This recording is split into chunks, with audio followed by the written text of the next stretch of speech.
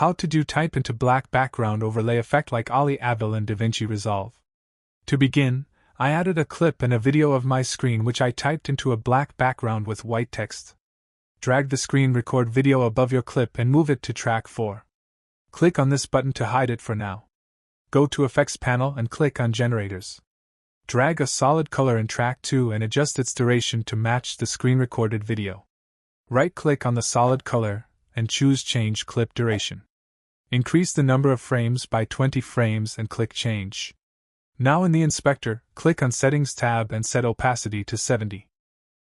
Drag these handles to add 10 frames fade to the start and end of the solid color. Bring solid color 10 frames backward. Drag an adjustment clip in track 3 and adjust its duration to match the solid color. Click on Open FX and drag a Gaussian blur into the adjustment clip. Drag the handles to add 10 frames fade to it. Now click on this button to show the screen recording layer. Select it and from drop-down choose Crop. Crop the video to only see black background and white text. Now in the inspector change Composite mode to screen to remove the blacks and keep the white, and adjust the zoom and position.